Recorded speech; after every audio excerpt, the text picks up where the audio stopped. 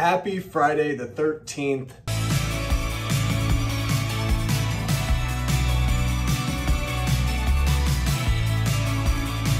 Every Friday the 13th, I like to dissect and analyze a movie in the Friday the 13th franchise. And because we only have one Friday the 13th in the year of 2021, and this is the third time I'm doing this, we're going to talk about Friday the 13th Part 3 in 3D. I can't believe it has been 39 years since Jason's famous hockey mask appeared on screen for the first time. Yes, this is the movie that brought us Jason with his iconic hockey mask, because in Friday the 13th Part 2, he had a sack over his head, and then Part 1, well, he wasn't the villain in Part 1. He only appears once, and he jumps out of a lake when he's a kid, and it looks very deformed.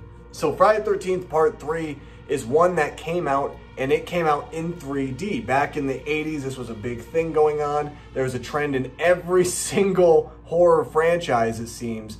Every single franchise has at least one 3D moniker type of film. This is that film for Friday the 13th Part 3. Now, does it age the movie? Yes, significantly. But I've never thought of the 3D points of the movie actually kind of dragging the movie down, because they use a lot of the props for the 3D. They don't use a lot of the special effects. There's only one really special effects shot that is used for 3D, which is one of the best kills in the franchise, when Rick gets his head smashed in and his eyes just pop right out onto screen. It's really cool. Tom Savini does such a great job once again as doing all of the special and practical effects of this film. And I even like that they even give him a little bit of a cameo in this movie. He's shown in a Fangoria magazine, which is really cool. It's, again, another movie where we see the teenagers go to a cabin near Camp Crystal Lake, and Jason hunts them down and kills them one by one. And this is what we love about this franchise. This franchise is supposed to be just this fun, campy, goofy slasher franchise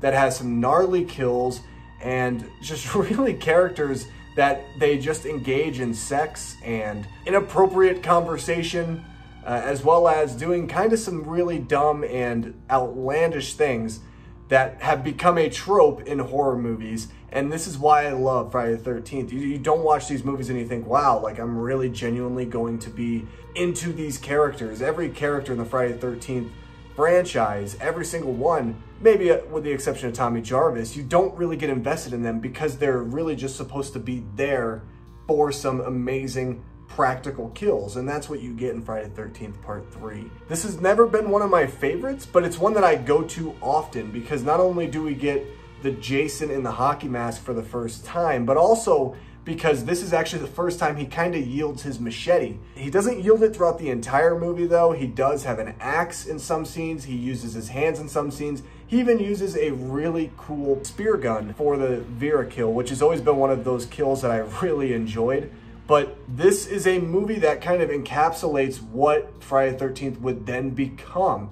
Yes, this is before Jason becomes a zombie, but it shows truly the menacing power of Jason, because the problem with Friday the 13th Part 2 is he's clumsy, he falls all over himself, he trips up, and he just doesn't seem as strong of a Jason. Whereas in this movie, he feels like that strong, canonical Jason that we're known for the rest of the franchise, that we're familiar with. And so this is the movie that kind of set that foundation, that groundwork of who Jason is as a character and the legend and icon himself. Now, Friday the 13th Part 3 has my least favorite character in the entire franchise. It's no surprise. If you've seen this movie, you know exactly who I'm talking about, and that is Shelly. Shelly has got to be one of the most annoying characters ever. Now, Larry Zerner played Shelly, who's actually a lawyer today, which is kind of crazy, but his performance is good. But the problem is, I mean, granted, no performance is ever good in Friday the 13th, but like, he does what he needs to do. But Shelly is such a annoying nuisance of a character. He reminds me a lot of Tina from Halloween 5, and I don't know which one I dislike more. At times, when I watch Friday the 13th movies, it's like, oh yeah, obviously I dislike Shelly more. But then when I go back and watch the Halloween films, I always think of Tina. He's the Friday the 13th equivalent of everything that Tina is, and it kind of sucks. Now, granted, Rachel came in Halloween 4, and she's my my favorite final girl of all time. And this one, I mean, you know, Shelly is not the final girl per se, but the persona is very similar, and the annoyance and the aggravation is there. And I think Larry Zerner even knows that his character's really annoying. I think he's talked about it in the past. This movie also introduces us to hippies, which I love. You get the hippie Chuck, who I think is hilarious in this movie. He's a stoner, and he reminds me of everything that the 70s or 60s was. Like, have you ever watched that 70s show and you watch Leo? That's what this character is the equivalent to, except for he's not nearly as funny or as compassionate, but he's still a fun character. I do like the hippies in this movie, and I also like using them in the video game as well. So I'm happy I was able to talk about Friday the 13th Part 3. I just wanted to talk about some specific things about the movie. I wanted to talk about some specific factoids.